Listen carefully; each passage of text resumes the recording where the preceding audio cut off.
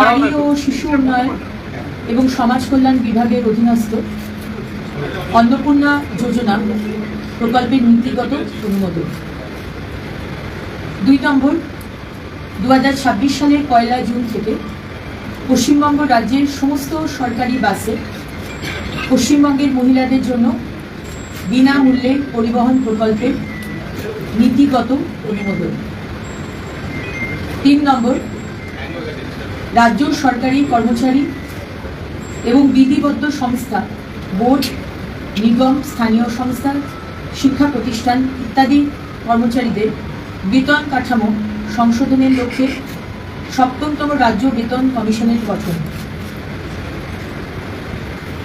Next, তথ্য ও সংস্কৃতি বিষয়ক দপ্তর এবং সংখ্যালঘু বিষয়ক ও মাদ্রাসা শিক্ষা দপ্তরের অধীনস্থ ধর্মীয় শ্রেণী বিন্যাসের ভিত্তিতে প্রদত্ত সহায়তামূলক প্রকল্পসমূহ বন্ধ। এই মাস চলবে, পরের মাস থেকে এটা বন্ধ করা হচ্ছে। ডিটেলস নোটিফিকেশন দেওয়া হবে,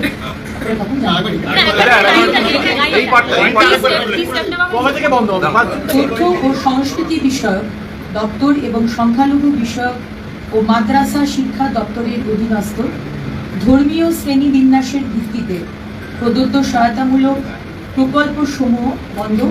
এই মাস চলবে, পরের মাস থেকে বন্ধ করা হচ্ছে। ডিটেলস নোটিফিকেশন দেওয়া হবে, আপনারা জানতে পারবেন।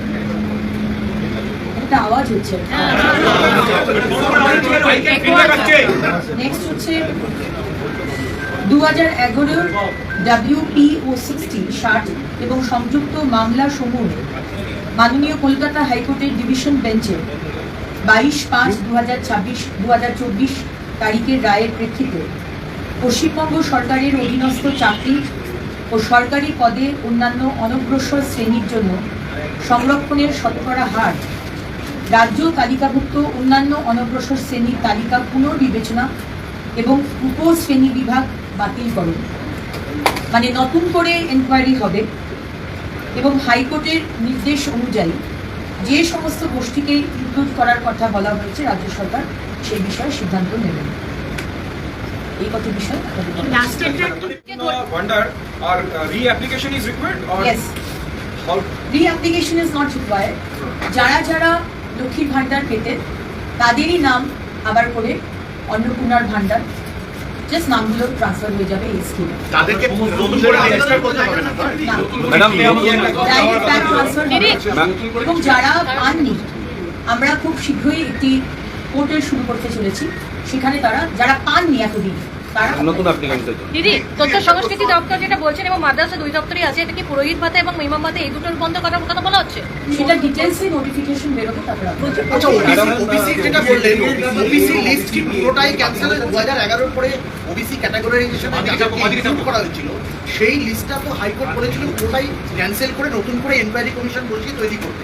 সেইটাই কি করা হলো? পুরো লিস্টটাই কি ক্যান্সেল করা হলো?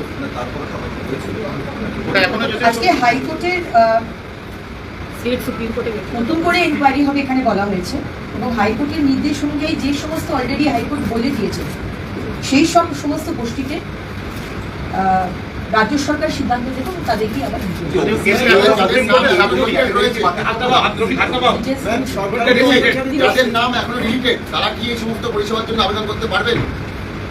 যারা সিএ এর জন্য অ্যাপ্লাই করেছেন ইন প্রসেস তারা অন্নপূর্ণার ভান্ডার পাবেন, যারা ট্রাইব্যুনালে অ্যাপ্লাই করেছেন তারা অন্নপূর্ণার ভান্ডার পাবেন।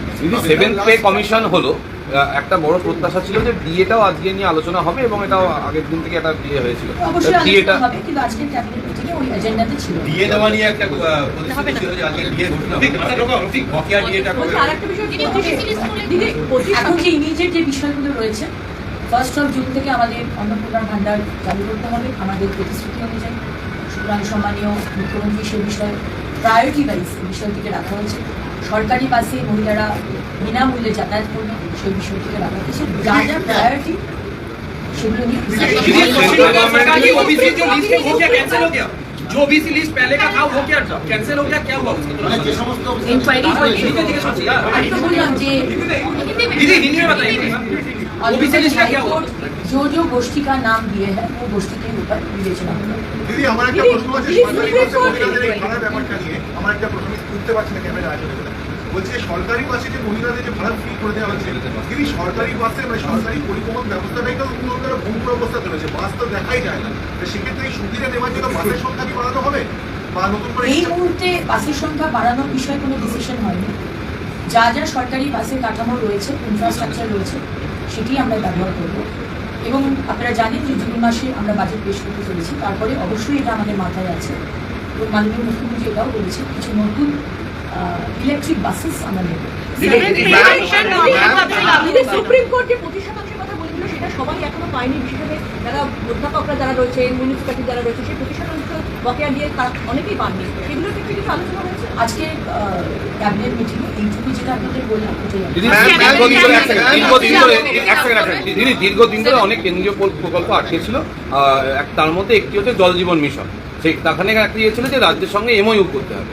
সেই এমওইউটা কি সই হলো আছে বা হচ্ছে বা এরকম কিছু? মাননীয় মুখ্যমন্ত্রী বলে দিয়েছেন যারা যারা আজকে মিটিংয়ে ছিলেন, চিফ সেক্রেটারি, হোম সেক্রেটারি এবং অ্যাডভাইজার টু দ্য এমার্জেন্সি এবং আমরা 5 জন মন্ত্রী, প্রত্যেকটি আমাদের কেন্দ্রের যোজনা আমরা শুরু করতে চলেছি এবং প্রত্যেকটি দপ্তরে কোন কোন আমাদের সেন্ট্রাল গভর্নমেন্ট স্কিমস এতদিন বন্ধ করে রাখা হয়েছিল আমরা ইমিডিয়েটলি সেগুলো চালু করার নির্দেশ মাননীয় মুখ্যমন্ত্রী বিয়ে বা অন্যান্য বিষয় অত্যন্ত গুরুত্বপূর্ণ এবং গ্রাজুয়ালি সেটা আলোচনা হবে।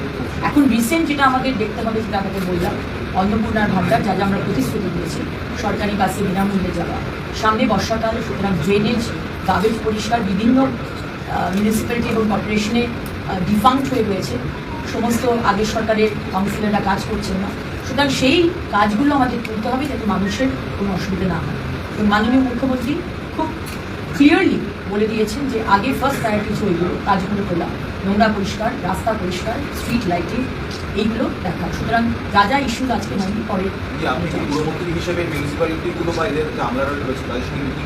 আমি একটা যোগ করে দেবো দিদি, এর সঙ্গে একটা যোগ করে দিচ্ছি। সেটা হচ্ছে নতুন করে এই পরিপ্রেক্ষিতে যে নতুন করে কোনো বিল্ডিং রুলস এবং প্রপার্টি ট্যাক্স রিভিশন এর কি কোনো ভাবনা চিন্তা রয়েছে? কোনো প্রপার্টি ট্যাক্স বাড়ানো বা কমানো হবে না, স্টেটাস কো মেনটেন করতে বলা হয়েছে, কোনো কিছু বাড়ানো বা কমানো হবে না, এটা মাননীয় মুখ্যমন্ত্রী। বাজেটের সময়তে ঠিক করা হবে না, সেটা মাননীয় মুখ্যমন্ত্রী কিছু বলেনি, কিন্তু এই মুহূর্তে কোনো কিছু বাড়ানো বা কমানো সমস্ত মাননীয় মুখ্যমন্ত্রী নির্দেশ দিয়েছেন। সমস্ত যারা আধিকারিক রয়েছেন বিভিন্ন মিউনিসিপ্যালিটি এবং কর্পোরেশনে তাদেরকে নিয়ে একটি ভার্চুয়াল করে এবং ইমিডিয়েটলি যেটা আপনাকে বললাম, যেখানে ইলেকশন হয়নি, যেখানে কাউন্সিলররা ছেড়ে দিয়ে গেছে, যেখানে কাজ হচ্ছে না, কোনো রকম মানুষ পরিষেবা পাচ্ছে না, ময়লা পরিষ্কার হচ্ছে না, লাইট বন্ধ হয়ে রয়েছে, লাইটগুলো ঠিক করা হচ্ছে না, রাস্তা পরিষ্কার হচ্ছে না, মাননীয় মুখ্যমন্ত্রীর স্ট্রিক্ট ইনস্ট্রাকশন, ইমিডিয়েটলি সেই কাজগুলো শুরু করতে হবে এবং শেষ করতে হবে। বেতন কমিশনের কোনো ডেডলাইন কি ঠিক হয়েছে? কবে বেতন কমিশন তৈরি হবে, কার আন্ডারে হবে? না, ওটা জিজ্ঞেস করুন, কোনো ডেটা যে কোনো সরকারি বাসে, দূরপাল্লা হোক, কাছে হোক, যে কোনো সরকারি বাসে মহিলাদের কোনো বেতন কোনো ফেয়ার ভাড়া দিদি অন্নপূর্ণা ভাণ্ডার সবার তো মানে কোনো কন্ডিশন অন্নপূর্ণা ভাণ্ডার যারা লক্ষ্মীর ভাণ্ডার পাচ্ছিলেন তারাই অন্নপূর্ণা ভাণ্ডার পাবে, এক্সেপ্ট 91 লক্ষ নাম যেগুলো বাদ গেছে সেগুলো নিয়ে একটা সার্ভে হবে, অ্যানালিসিস হবে এবং তার মধ্যে থেকেও যারা ট্রাইব্যুনালে আপিল করেছেন তারা পাবেন অন্নপূর্ণার ভাণ্ডার, যারা সিএ অ্যাপ্লাই করেছেন তারা পাবেন অন্নপূর্ণার ভাণ্ডার যতক্ষণ না ডিসিশন হচ্ছে।